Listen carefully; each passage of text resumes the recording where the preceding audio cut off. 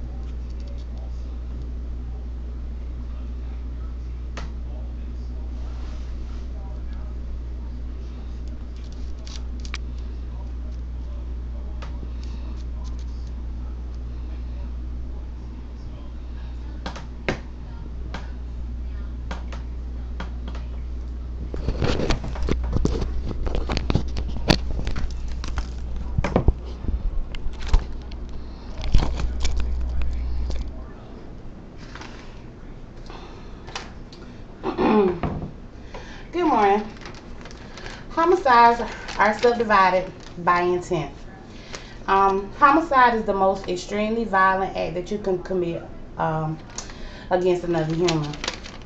The judicial segregation and sentencing is split up and divided, as of course, like I said, by intent. The subdivisions end up in two classifications: murder, which is intentional, and manslaughter, which is unintentional. Murder, by definition, is the unlawful killing of a human being with malice and aforethought. It is the most highly punishable because it is intentional, because of the amount of thought and things that the criminal will put into this type of crime. It ends up in a malicious loss of life. And in a judicial court system, there must be evidence presented that the offender chose to commit this crime or had the choice to do something different and chose not to do something different.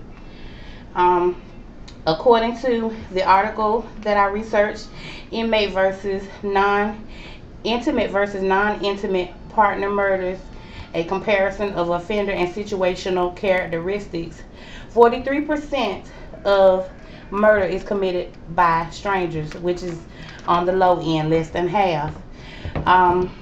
Personal relationships usually feed the unbeautiful characteristics of humans that could compel a person to take another person's life intentionally. Murder can be committed in the heat of the moment, or it can be long thought out and strategically planned.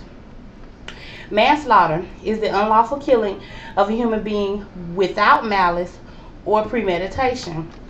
It could come from a careless act that leads to a death, or it could just be inadvertently, by not necessarily so careless, but maybe overlooking.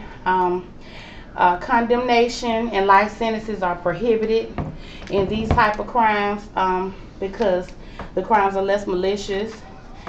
These crimes are often coupled with remorse or regret. The person usually does not have any significant information that will provide them to say that imminent death or harm is going to be a direct result of their actions. The classifications are subdivided in manslaughter as voluntary and involuntary. Of course, either one is irreversible, but the convict may have a chance to regain a normal life after the crime because of the sentences are lighter. In my article, The Evidentiary Procedures Before the International Court of Justice, the case study of 3 judgments state that the penalties for murder, voluntary manslaughter, and involuntary manslaughter decreased due to the decrease in malicious intent. In conclusion, I would like to say that both are illegal and punishable offenses, but the standard is set apart by the person who commits the crime, purpose, and intent. I would like to thank you for your time and your attention, and thank you guys, and you have a good morning.